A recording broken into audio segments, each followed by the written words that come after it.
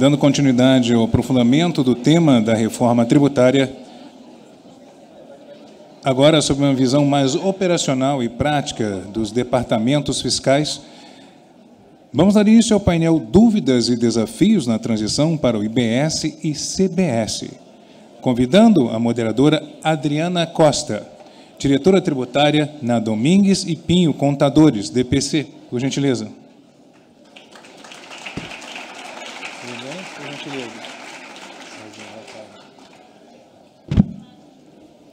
Os painelistas, Andréia Torres, gerente tributária contábil na Total Energies.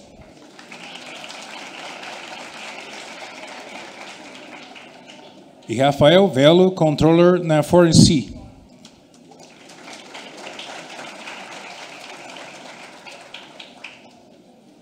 Bem-vindo. Adriana, por gentileza, quando quiser, a palavra é sua. Está ligado aí? Olá, boa tarde, é um prazer estar na casa aqui da indústria, é um prazer, obrigada pelo convite, Eduardo, representando a Infis, obrigada a toda a indústria de petróleo. O nosso painel, ele vai falar novamente sobre reforma. E aí, falando novamente sobre reforma, ele traz um título que é um título que a gente tem matéria para falar aqui até de noite, só que a gente só tem 1 hora, né? Desafios. Quem passa? Dúvidas e desafios. Cadê o painel? Não. Isso. Obrigada. Então, a gente vai falar sobre dúvidas e desafios na transição do IBS e da CBS. E, na verdade, não estamos ainda na transição, estamos construindo esse modelo. A gente tem algumas legislações que saíram e, obviamente, temos muita coisa que virá. Então, a transição ela começa começa agora, mas ela começa com muito preparo. E aí, nesse nosso aspecto, nós tivemos um dos desafios foi segregar os temas entre os palestrantes, porque dúvida e desafio, ele se mescla o tempo inteiro quando a gente fala de reforma. E aí, nós construímos um painel de uma forma um pouquinho diferente, onde a gente vai interagir entre os palestrantes, eles não terão um tempo definido para falar, e a gente vai percorrer uma agenda daquela dali, né? Essa agenda, ela, na verdade, ela começa pensando na emenda constitucional e nos princípios que a gente falou aqui pela manhã. A gente tem aí um princípio de transparência, de otimização, de justiça, meio ambiente. Então, a gente vai percorrer dentro desses princípios quais são os desafios que a emenda constitucional e a lei complementar e a nota técnica e aquilo que a gente tem no universo não somente do óleo e gás, mas das empresas, a gente está na casa da indústria, então é importante lembrar isso, que as empresas vão se deparar e aquilo que a gente já consegue enxergar, mas é óbvio que tem muita coisa que a gente ainda não viu e a gente vai descobrir fazendo, né? Como a gente, nas nossas conversas, nós falamos, a gente vai consertando o avião em pleno voo, a gente vai construindo o avião em pleno voo. Então, a gente vai falar da comunicação, o que é o período da transição nos cabe, né? Como profissionais da área. A gente tem um papel muito importante, que é a comunicação entre o contribuinte e o fisco. Como que a gente dá essa visibilidade para a sociedade? Qual é a postura que a gente tem do fisco? O que a gente espera que ele seja para com os contribuintes e a sociedade de uma maneira geral? O impacto no setor de serviços. Nós somos de mercado, nós não somos acadêmicos, então a gente acaba trazendo as nossas dores para cá, as nossas dores do dia a dia.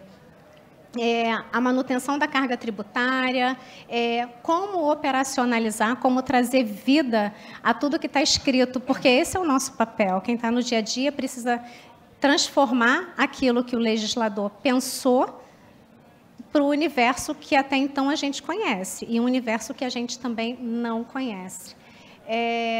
E a nossa reorganização de time. Na verdade, a gente vai tentar trazer um foco diferente, mais operacional, para aquilo que foi falado, porque o painel agora anterior foi falado de reestruturação de equipe, de busca da legislação, de informação, impacto nos setores, e a gente vai trazer isso pensando no nosso dia a dia, como a gente enxerga, mais focado na indústria do petróleo. E aí, nisso, o Rafael começa, ele vai trazer uma linha do tempo para nós, e vai tentar contextualizar e nivelar um pouquinho do nosso bate-papo. Boa tarde a todos. Primeiramente, gostaria de parabenizar a Firjan, o Eduardo, pelo evento. Realmente é um momento de muita novidade do ponto de vista tributário, né? Mas que, como já foi apresentado aqui anteriormente, traz reflexos para as empresas como um todo, em todos os seus setores. A gente vai passar aqui também um pouco sobre isso. Então, não apenas os operadores do direito tributário vão ser afetados, mas todos os integrantes da organização, naturalmente, vão passar de alguma forma ou ser afetados de alguma forma por essas mudanças que a gente vai trazer com a reforma tributária. E como a Adriana falou, a ideia da gente aqui é fazer um bate-papo, uma troca de experiências aqui, e compartilhar com vocês um pouco das nossas dúvidas, anseios, e o que a gente acha que porventura já tem alguma solução, algum direcionamento, né? Mas, primeiramente, a gente trouxe a questão aqui da cronologia, porque eu tenho visto aqui que não temos apenas operadores do direito, propriamente dito aqui, né? Tem muita gente de outras áreas que não necessariamente estão familiarizados com essa questão aí da transição. Então, só para nivelar aqui a todos, estamos falando de uma emenda complementar que saiu em 2023, que foi regulamentada em 24, ou seja, a gente está num dinamismo de produção legislativa, né, para tratar do assunto bastante acelerado, e num cenário que temos muitas indefinições. As regulamentações, todo mundo espera que as regulamentações tragam alguma clareza, mas, pelo menos até agora, via lei complementar, por exemplo, tem trazido mais dúvidas do que respostas, né? E nós já estamos na iminência de entrar no que a gente chama de período de transição. De 26 a 2032 será o período em que a gente teria uma adoção gradativa desse novo sistema tributário, cujo objetivo é justamente trazer um pouco mais de segurança jurídica para o contribuinte e para os agentes econômicos de modo geral, né, que viabilizem uma adoção e uma implementação desse novo sistema de uma forma mais assertiva e menos custosa, obviamente. A gente já vai ter, naturalmente, aí uma discussão forte sobre o impacto da carga tributária propriamente dito, né, principalmente setor de serviços. A Andrea vai falar um pouco mais sobre isso, mas sabemos que precisamos ter um pouco mais de previsibilidade para conseguir trazer mais clareza para as adaptações que nós precisamos fazer dentro desse período. Dito isso, nós temos, a partir de 2026, 2 novos tributos já vigentes. E aí já começam as diversas dúvidas, né? Nós temos um layout de nota fiscal, que não tem campo para esses 2 preenchimentos. O que vamos fazer com as notas que estão agora num formato já cadastrado, já adotado um padrão nacional, já adaptado para os nossos sistemas? Como vamos fazer para implementar isso? Acabamos de sair, acho que no mês passado, a nota técnica saiu em formato de rascunho, né? Indicando que a partir de julho, daqui a 4 meses, a gente já vai ter um período de teste desse procedimento novo que vai ser trazido por esse novo sistema. E até o momento a gente não sabe como a gente vai colocar isso no papel. Simples assim. Temos muitos debates teóricos, muitas questões que envolvem redução de processos, diminuição da complexidade, maior transparência, maior capacidade arrecadatória, né, ou simplicidade na arrecadação. Mas nós temos questões práticas que vão trazer uma dor de cabeça ainda gritante aí para a gente. Em 2027, a gente já tem aí a extinção, né, do PIS e da COFINS, e a adoção plena da CBS. Há uma alíquota que ainda não está definida, então não dá nem, a gente tem uma dificuldade de até mesmo capturar qual é o impacto tributário que isso vai trazer para a gente, né, no dia a dia, na prática. Tá? Lembrem que nós estamos aqui na casa da indústria, né? A grande maioria são de empresas que têm um potencial econômico muito grande, mas 70%, 80% do mercado brasileiro é constituído de prestadores de serviços, de pequeno, médio porte, que mal têm sistemas, na sua grande maioria, que muitas vezes fazem um serviço terceirizado e dependem de uma equipe de contadores externa para fazer todo o processo fiscal e escriturário, né, propriamente dito. Estamos falando que essas pessoas, por isso que a Adriana deu tanto enfoque para essa questão aí do staff, vão ter que se adaptar a uma nova realidade, que já começa agora, em 26, mas já com mudanças mais drásticas em 27. De 29 a 32, a gente tem a transição gradativa aí, né, do IBS, ICMS / IBS, que realmente precisa de uma regulamentação mais clara para saber como vai ficar. Principalmente, a gente vai falar um pouco mais à frente da questão dos saldos credores. E em 2033, isso aqui, infelizmente, é uma falácia de que a gente vai ter a plenitude do novo sistema tributário, né? Isso não é verdade. A gente vai ter ainda muitas demandas, muitas discussões que envolvem o sistema antigo, que vai discutir os conceitos de ICMS. 33, teoricamente, já não dá mais para discutir PIS e COFINS, então, até lá ainda vai ter alguma coisa, mas aí espera-se que não vai ter, mas ainda vai ter processos, provavelmente, correndo, debatendo esse conceito. Então, tecnicamente falando, 26 a 32 seria o período de transição, mas a gente vai ter ainda muita água para correr debaixo dessa ponte, mesmo após esse período chamado de transição propriamente dito, né? E aí, dando continuidade, a gente vai passar um pouco para a parte de serviço, vou passar a palavra aqui para a colega Andréa, para a gente dar continuidade aí na perspectiva do setor de serviços. Olá, boa tarde a todos.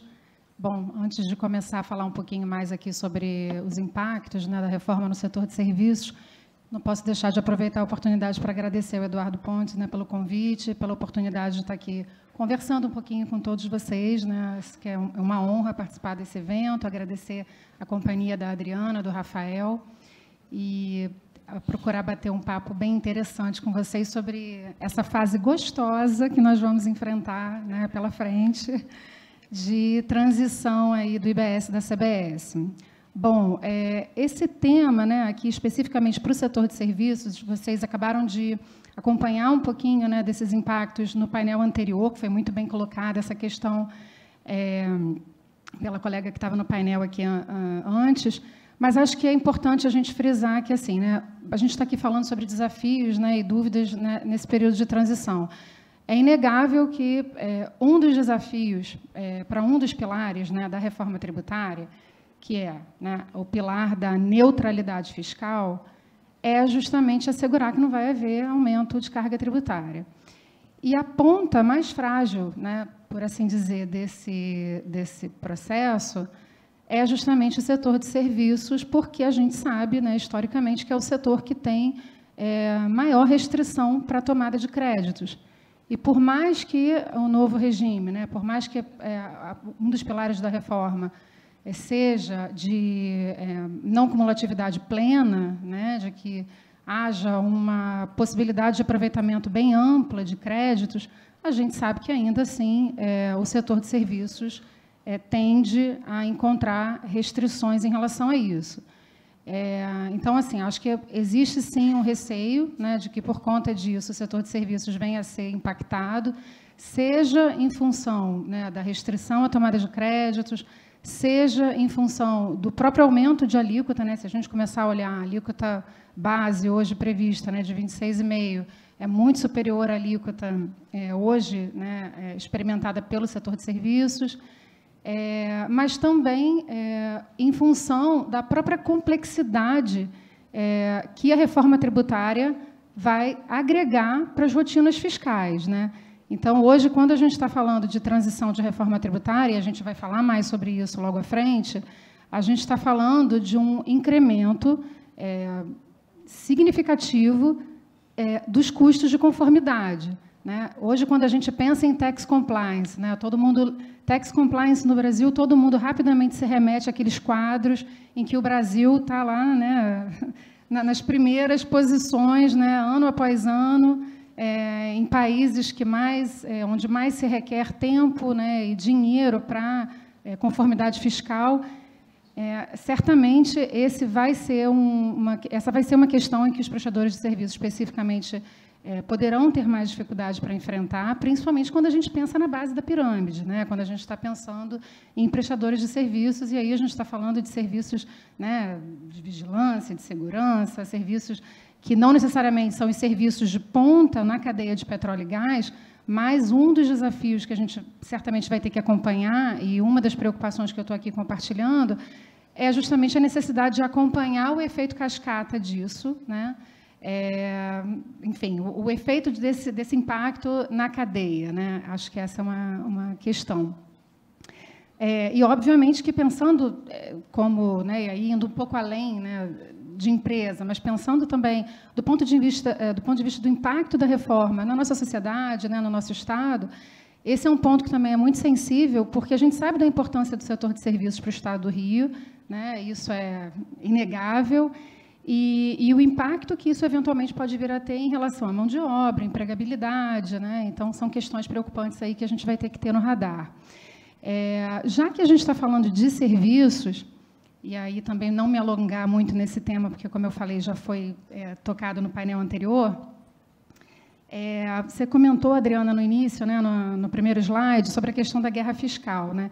Esse é um ponto muito interessante, porque, obviamente, assim, existe uma expectativa de que a reforma tributária elimine, né, ou, se não completamente elimine, mas que ela mitigue bastante a questão da guerra fiscal, mas existe também, por outro lado, uma expectativa de que talvez a guerra fiscal ela mude, né? Então, assim, se antes havia uma disputa, né, uma guerra fiscal muito promovida pela função de concessão de benefícios fiscais e redução de alíquotas, em função da mudança, né, na lógica da tributação para o local do consumo, a gente pode passar a experimentar um cenário de guerra fiscal em função de atratividade de polos de consumo, né? Então, é um ponto também para a gente acompanhar, e que isso pode ser muito sensível também para os prestadores de serviço, porque a gente sabe que, historicamente, muitos se organizaram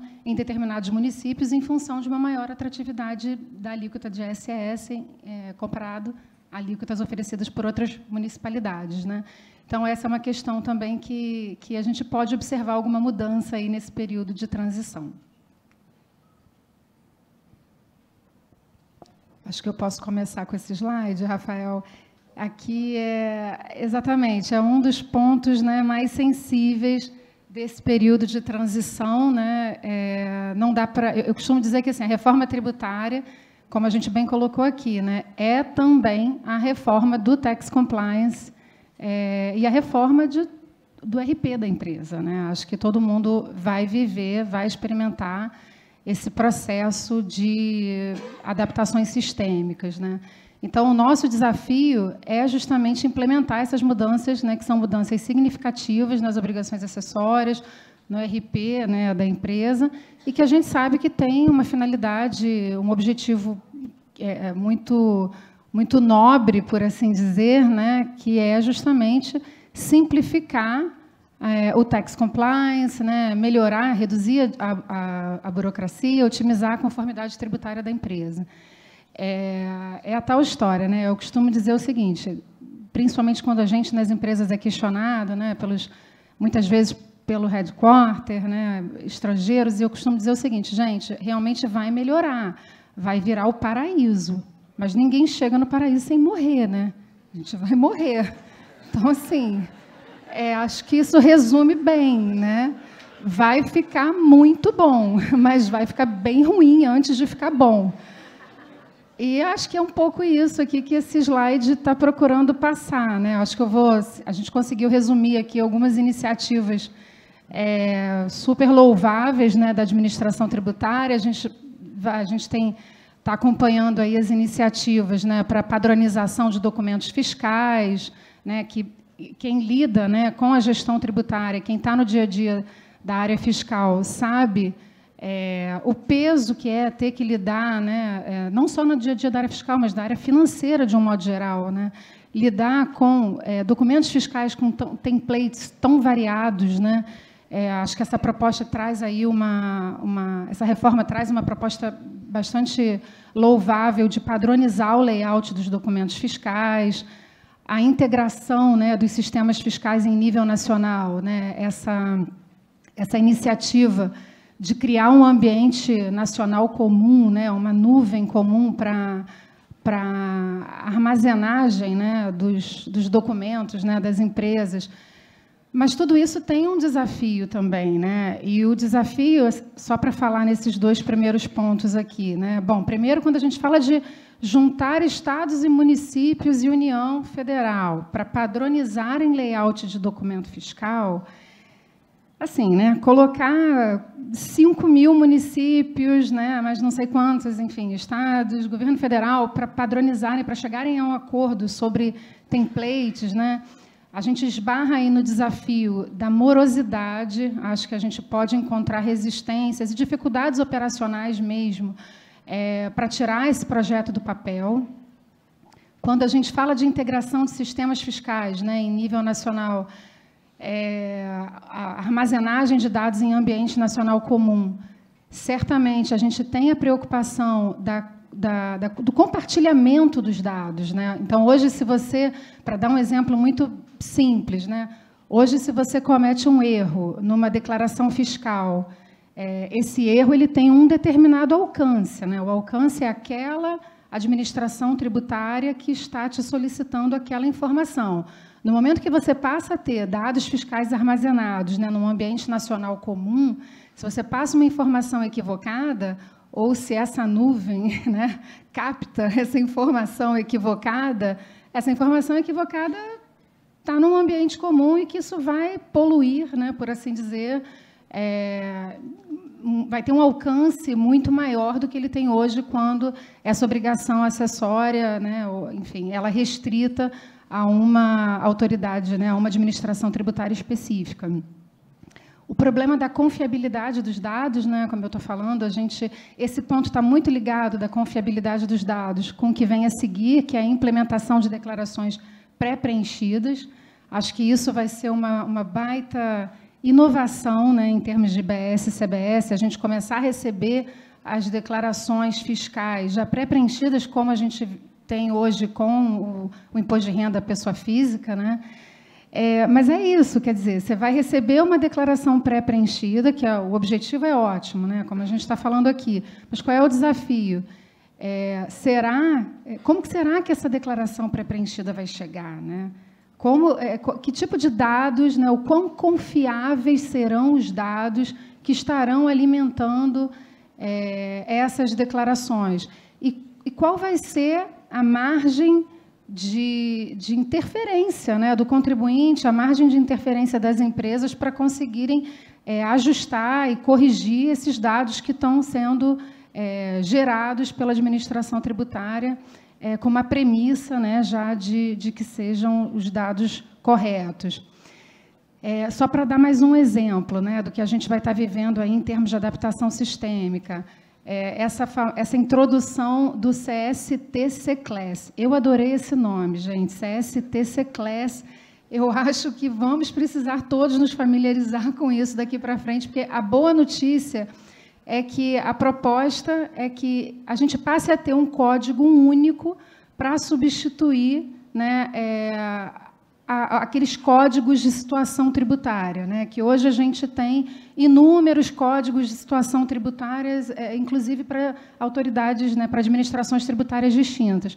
Então, a proposta é muito boa, né, a ideia de ter um código, uma classificação tributária única, comum, utilizada em todas as esferas, é ideal. Quem lida, quem está no dia a dia da retenção dos tributos, né, do processamento das notas fiscais para pagamento, sabe do quão complexo pode ter uma rotina tão simples, quão complexa ela pode se tornar se você tem um código de situação tributária equivocado, né? Então, a proposta é muito boa. Mas a questão é, vocês já imaginaram, durante todo esse período de transição, a gente ter que lidar com 2 cadastros rodando em paralelo? Então, assim, para quem já tem hoje uma base de dados, né, um master data lá de equipamentos, de produtos, né, pesado, né, um banco de dados pesado para rodar o que existe hoje, com base nessas distintas classificações, vai piorar, porque durante esse período a gente vai ter duas bases, né, de dados rodando em paralelo durante esse período. Mas é isso, né, mantendo o foco lá no final, 2033, em que tudo vai estar, enfim, muito tranquilo. Acho que basicamente é isso. Se você me permite, André, claro, complementar, nós vivemos esse período de transição, vai ser justamente esse o grande desafio. Nós vivemos num cenário em que os principais fornecedores de tecnologia de ERP, né, são os 2 maiores, Oracle e SAP, são fornecedores estrangeiros que tentam adaptar as estruturas que eles criam para a realidade fora, dentro de um cenário caótico que é o nosso cenário aqui. A gente recentemente vivenciou a implantação do ERP, do Oracle Cloud completo, de ponta a ponta, e o cadastramento de itens, códigos, layout de municípios, layout da nota fiscal, conhecimento de transporte, até hoje eu não tenho solução para ele, a gente tem que fazer manual. Assim, a gente tem um desafio muito grande. Durante esses 6 anos, a gente vai ter que conviver com 2 sistemas que, na verdade, 2 sistemas tributários que vão impactar no sistema, no procedimento que nós temos interno. E nós estamos num contexto, principalmente com os grandes fornecedores, em que eles têm dificuldade de trazer soluções para os problemas atuais. A gente não tem uma solução plena para todos os pontos que a gente enfrenta no dia a dia, de emissão de documentos, de tomada de crédito, de vinculação dos códigos aos itens, cadastro de fornecedor. Enfim, a gente já não tem uma solução nesse momento. Durante 6 anos, e você bem falou, a gente vai ter que morrer para chegar no paraíso, a gente vai ter que viver com 2 desses sistemas. E partindo da premissa de que esses gestores dos sistemas, né, ou esses responsáveis pela criação desses sistemas, vão ter a capacidade de se adaptar num curto espaço de tempo. Nós levamos anos para conseguir conviver com a nota fiscal eletrônica, para começar a funcionar em sua plenitude. Levou anos para ela ser adaptada, para conseguir capturar todas as essências, todas as informações que precisavam e dar o contexto que era buscado ali pelas autoridades, né, administrativas, de cruzamento de informação. E nós estamos falando agora de, teoricamente, 6 anos, mas a partir de 2026, ou seja, daqui a 1 ano, eu já tenho uma parte disso implementada. Então, já tenho uma parte disso em produção, que eu terei necessariamente que ter sistemas que façam essa amarração.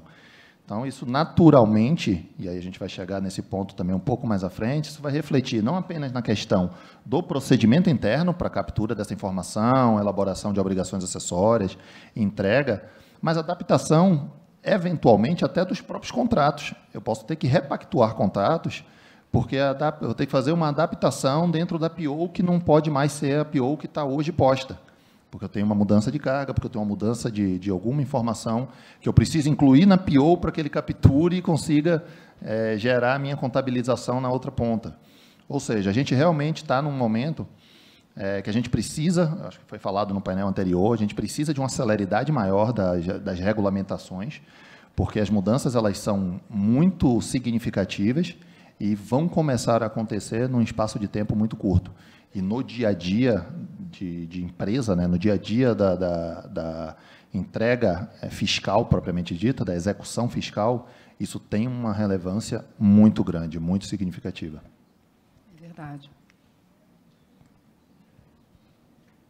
E aí, até antes de falar do split payment, eu gostaria de trazer uma fala do painel de hoje de manhã. Quem estava aqui ouviu. A obrigação acessória ela vai ser imperceptível. Nós escutamos mais ou menos isso no painel pela manhã, que os auditores fiscais falaram que a obrigação acessória, no fim disso tudo, se a gente estiver vivo, né? Depois, de acordo com as palavras da Andréia, se a gente estiver vivo, a obrigação acessória ela vai fluir, porque o fisco ele não vai mais dar tanta importância à obrigação acessória como dá hoje. Mas, até que a gente chegue a esse momento, teremos que percorrer todos esses desafios, os já conhecidos e todos aqueles que a gente ainda não conhece. É verdade.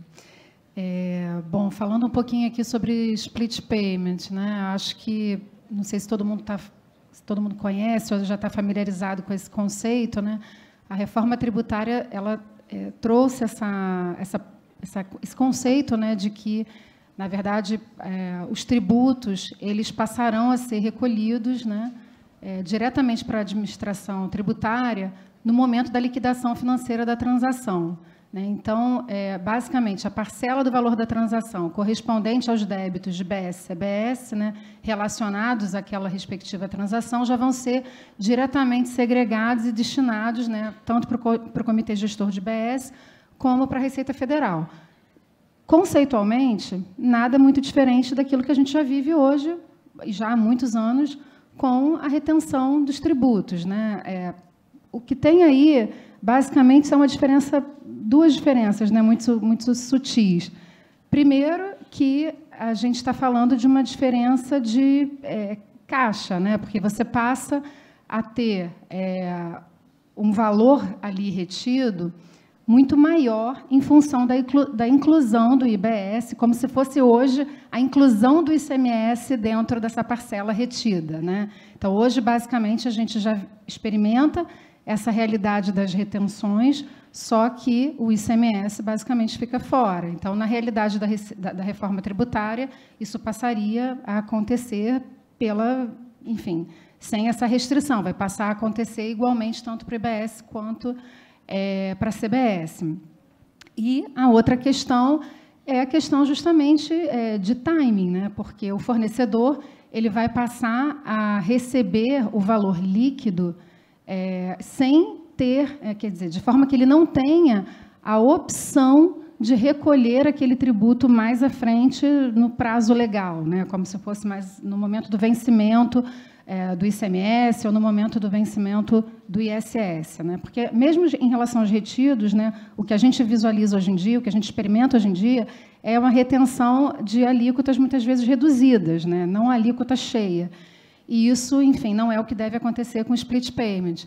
Então, para as empresas, de um modo geral, fica aqui o desafio de revisão, né, dos seus fluxos de caixa, de repensar, né, o seu planejamento financeiro, porque, embora existam modalidades, né, de split payment diferenciadas, né, em função, por exemplo, de empresas que fazem pagamento, de contribuintes que vão estar fazendo pagamentos manuais, ou até uma modalidade mais simplificada de split payment, essa não deve ser a realidade da grande maioria das empresas, principalmente empresas de grande porte, né, empresas, enfim, que eu imagino que seja mais a realidade das empresas aqui representadas na Firjan, é a modalidade de split payment que eles chamam de inteligente. Né? Interessante essa nomenclatura também, né? Porque, enfim, o que não é inteligente. Né? Mas o split payment inteligente, a proposta dele é justamente que, no momento da retenção, já seja possível verificar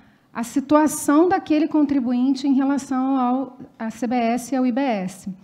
Então, é como se, no momento em que o banco enviar a ordem de retenção, né, o comando da retenção daquele tributo, já haja uma comunicação em tempo real, né, ali com a grande nuvem, a base de dados ali da Receita Federal e do Comitê Gestor, e que se possa verificar, naquele momento, se aquele contribuinte, de fato, tem crédito, e aí, nesse caso, ele não precisaria ser, né, retido, ou, se não, se de fato vai ter que ser feita a retenção, vai ter que ser aplicado aquele split payment naquele caso.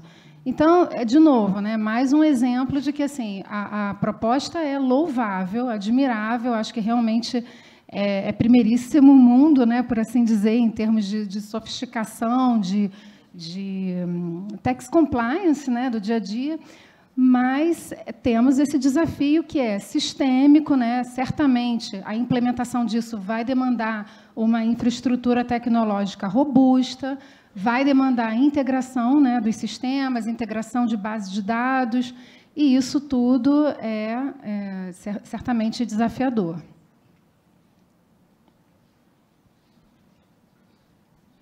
Querem? Oi, dando continuidade, acho que voltou, não? Aí. Não, acho que é o anterior. Tinha pulado ali? A organização do staff. Sim, vamos lá. Eu vi aqui o nome implementação pré-preenchida, tinha visto no outro, achei que era o mesmo. Vamos lá. Na verdade, aqui, pessoal, a ideia é a gente só falar um pouco sobre a visão de futuro do operador do direito tributário, né? A gente está falando bastante aqui de mudanças sensíveis, que vai trazer mais simplicidade, mais transparência nas obrigações, nas entregas tributárias.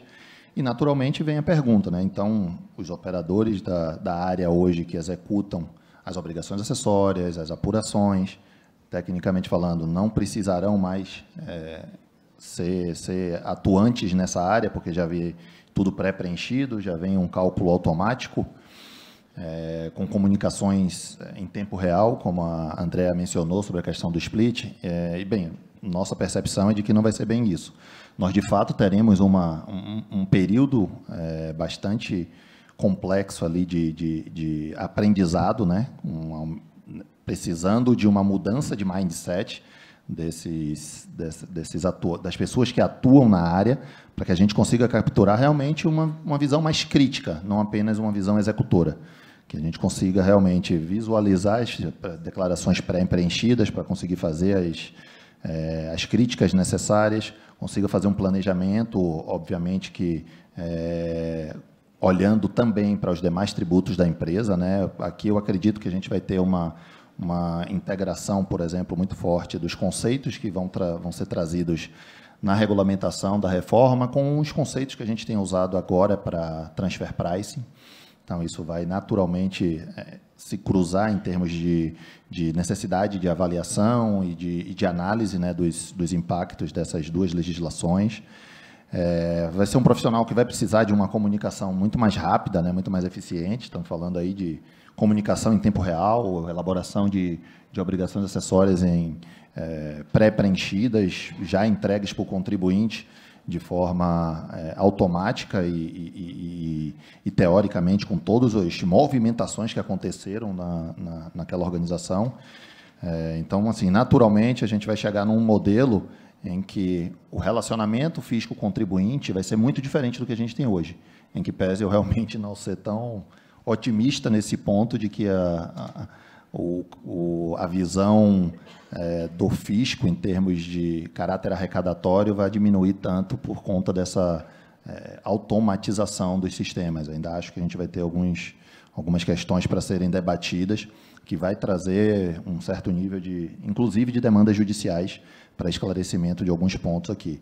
Mas é fato que a gente vai ter o apoio das IAs para fazer a integração dessas informações e os sistemas. Esperamos que eles venham a ter uma capacidade de entrega para a gente, que, de fato, traga uma redução da atividade braçal, né, da execução manual das atividades de apuração e elaboração de obrigações acessórias, mas que, naturalmente, vai demandar uma maior utilização da análise crítica, né, da visão crítica sobre as informações tributárias, para a gente realmente trazer valor agregado para as organizações, para as empresas como um todo. Você quer complementar, André? Eu não concordo plenamente, Rafael. Acho que eu ouvi isso algumas vezes, né? Inclusive, recebo com muita frequência essa pergunta, né? Mas então, a área tributária, né? Como é que vai ficar isso? Vamos redimensionar a área tributária? O trabalho vai diminuir? Eu acho que o trabalho vai... tenho certeza, né? Como você bem colocou, o trabalho vai mudar. Vai mudar, inegavelmente. Se a gente, no final desse processo, né, 2033, com tudo implementado, a gente vai precisar, e aí, de novo, trazendo para a realidade da gestão tributária, a gente vai precisar de analistas que tenham familiaridade com ferramentas que talvez hoje não sejam tão necessárias e que na nossa época, né, assim, mais lá atrás, né, enfim, mas é preciso virar, né, essa chave e abraçar a digitalização realmente como um caminho sem volta, porque de fato a área tributária vai mudar, né, a apuração, o tax compliance vai mudar bastante e a gente vai privilegiar profissionais que tenham, né, não só essa familiaridade, como também não só a familiaridade com o digital, por assim dizer, mas também senso crítico e capacidade, como eu falei, de receber uma declaração pré-preenchida e desafiar os valores, desafiar os números e promover alterações ali naquela declaração. E aí, só para dar um exemplo bem prático, né, quando a gente está falando de declaração pré-preenchida, vamos pensar, a gente, né, pode imaginar aqui uma situação em que eu tenha a declaração pré-preenchida, assumindo que o sujeito ativo de uma determinada obrigação, seja uma determinada um Estado ou uma municipalidade, mas em função de circunstâncias ali do consumo daquele serviço, o sujeito ativo, na verdade, seja outro.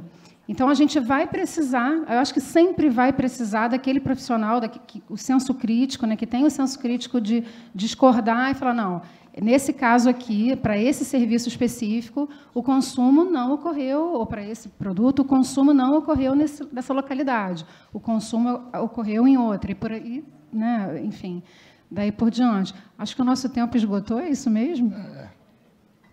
Bom, acho que... Tivemos aqui uma divergência do tempo que a gente viu aqui. A gente tinha visto 1 hora no painel, mas o Eduardo confirmou que é 45. Vou tentar acelerar aqui um pouquinho, pessoal, para trazer os últimos pontos. A gente tentou fazer um compilado aqui do que a gente estava falando aqui, né, de impacto para a empresa. Nós temos um cenário em que a reforma tributária ela vai impactar todas as instâncias da empresa. Tá, a gente vai ter impacto na contabilidade, tesouraria, comercial, todo mundo vai passar por algum nível de mudança e vai ser impactado de alguma forma por essas alterações da reforma tributária. Então, nós não vamos ter apenas operadores do direito tributário sendo impactados, teremos pessoas de TI atuando junto para solucionar os problemas, procurement e logística vai ter que necessariamente adequar os novos modelos de contrato, a forma de interagir com as localizações de onde vai ser comprado cada produto. O comercial vai ter que rever todos os seus conceitos, porque a carga tributária vai ter impacto. Contratos de longo prazo que vão começar agora e, porventura, têm uma longevidade maior do que o período, entrando no período de transição, também vão ser impactados. Contabilidade, né, com a questão da forma de alocar os créditos, os saldos credores, a forma como alocar o fluxo de pagamento, né, desde a origem da PR, PO, e a contabilização propriamente dito, né, que demanda aí uma questão sistêmica. Então, enfim, todos vão ser, de alguma forma, impactados, e acho que essa é a grande mensagem que a gente queria passar do ponto de vista de empresa, tá? Não de palestrante, não de acadêmico propriamente dito. A gente queria deixar o registro de que todas as áreas da empresa precisam fazer parte desse processo de reforma tributária, porque ele vai afetar todas as instâncias dentro das organizações. E a comunicação entre as áreas será um fato assim, super importante, porque não é um problema só de tributário, é uma mudança nas empresas. E aí, o último slide, que era o que a gente mais queria trazer, é em relação ao que a gente encontra de dúvidas mais relevantes para o setor de óleo e gás. Então, a gente vai passar bem brevemente, até porque só esses pontos, ou um deles, daria aí 1 hora de painel, então a gente vai passar bem brevemente. Como a Adriana bem mencionou, né, são questões relevantes aqui que a gente entende que vai ter que ser regulamentada, né, de forma mais clara. A questão do ressarcimento de PIS e COFINS ainda não tem uma clareza de como vai se dar essa compensação, mas, felizmente, existe a perspectiva ali de que vai poder ser compensado, respeitado o prazo prescricional. Saldo credor de ICMS, que é uma grande briga que o contribuinte vai ter, né, durante esse período de regulamentação, porque, a começar por essa questão do prazo de reembolso, temos muitas empresas com créditos acumulados gigantescos e não é razoável pensar em 20 anos para recuperar esse saldo credor acumulado até 2032. porque realmente vai inviabilizar, pode inviabilizar o capital de giro das organizações de modo geral. Benefícios fiscais, aqui é uma questão mais conceitual, né, porque a gente vai ter naturalmente a redução desses benefícios durante o período de transição, mas vamos ter uma mudança significativa com a descontinuidade. E temos diversos setores do mercado que são dependentes dos benefícios fiscais. Então, muitas vezes, vai ter a necessidade de repactuação do preço e da viabilidade daquele negócio à luz da nova carga tributária, se continua sendo rentável e se continua de pé a estrutura de retorno de capital para investimento em determinados segmentos que têm benefícios mais fortes, né? Repetro, acho que já vai ser explorado com mais detalhe nos próximos. E aqui um ponto que eu acho que é bastante relevante para a gente trazer, a Helena Ramos, no painel anterior, acho que ela chegou a comentar também um pouco, afretamento de embarcações. Tá? Nós temos uma mudança significativa. Aluguel passa a ser caracterizado como serviço para fins de IBS. Então, nós vamos ter uma teórica mudança significativa de toda a estrutura, principalmente para as IOCs, que têm esses contratos de afretamento de embarcação em todos os níveis, desde o nível exploratório até a etapa final, né, nos barcos de apoio. Então, estamos falando de FPSOs, sondas de perfuração, PLSVs, enfim, rebocadores, tudo que hoje não estão embarcados, hoje não estão impactados por essa tributação sobre o serviço, e, teoricamente, passa a ser.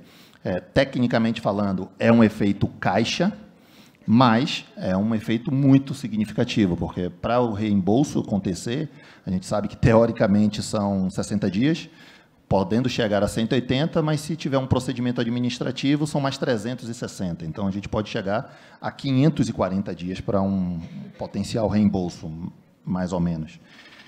Então, isso pode inviabilizar. Eu acredito que, na verdade, independente dos 60 dias, se for no prazo de 60 dias, do D0, empresas de grande porte, Petrobras, Shell, enfim, Total, todas elas já vão ser fortemente impactadas, porque o capital de giro necessário para fazer essa roda começar a girar é muito grande. Tá? Então, a gente vai realmente precisar de uma certa clareza nisso quando a gente tiver a regulamentação, porque o efeito imediato caixa é muito impactante para essas empresas. E, por fim, eu vou deixar a Andréa falar aí sobre a parte dos consórcios, que também acho que é um outro ponto bem significativo aí da transição. E só antes de falar sobre as operações em consórcio, Rafael, só voltar nesse ponto do crédito de PIS e COFINS, que eu acho que tem duas questões aí bem interessantes em relação aos créditos de PIS e COFINS. A primeira, que eu acho que são questões para a gente pensar e se debruçar mesmo, né? Sem pretensão aqui de trazer respostas, né? Mas a gente está nas dúvidas, né? Então, acho que a primeira questão é a legislação permite, né, a tomada, a utilização de créditos de PIS e COFINS com débitos, né, de CBS, e fazendo referência, né, a de que sejam observadas as condições que levaram à tomada do crédito.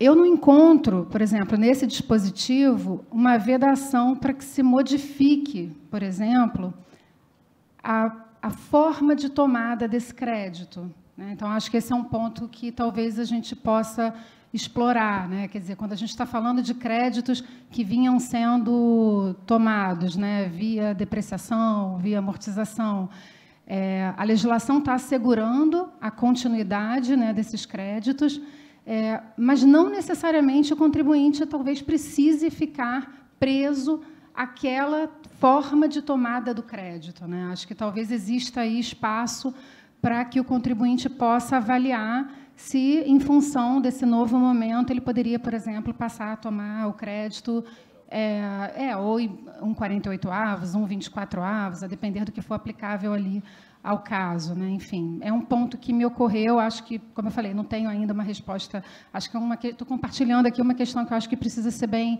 aprofundada.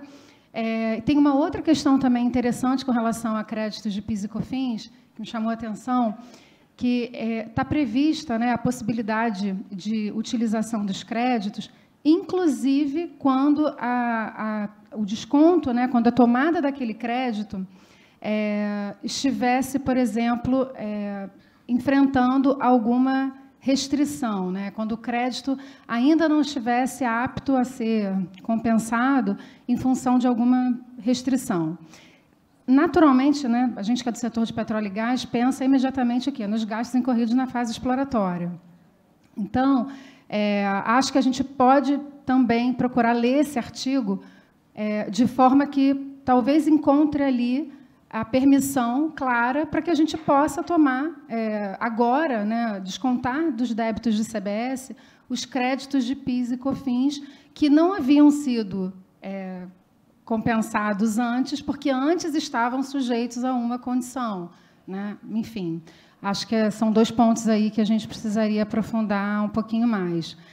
E sobre operações em consórcio, aqui, né, como a Adriana falou, o nosso tempo está totalmente esgotado, não vou falar muito, mas só para ficar a mensagem que, para quem opera em consórcio, né, é a realidade do setor de petróleo e gás, a gente tem um trabalho imenso pela frente de repensar a dinâmica, né, das parcerias, a dinâmica dos consórcios, porque todas essas situações que são completamente novas, de split payment, de repente você começar a pensar, será que valeria mais a pena eu receber esse crédito, esse ressarcimento em dinheiro?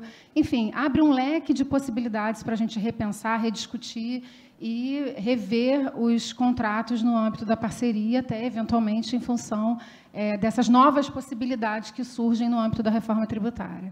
Acho que é isso. O tempo foi apertado, mas... Então, assim, na verdade, o nosso desafio foi falar de dúvida em apenas 40, 50 minutos, porque nós tínhamos muito mais coisa. Esses slides já foram reduzidos e reduzidos e reduzidos. Estouramos o tempo, mas a ideia é que a gente tem oportunidade, viu, Eduardo, para a gente fazer um novo painel no ano que vem, na próxima edição...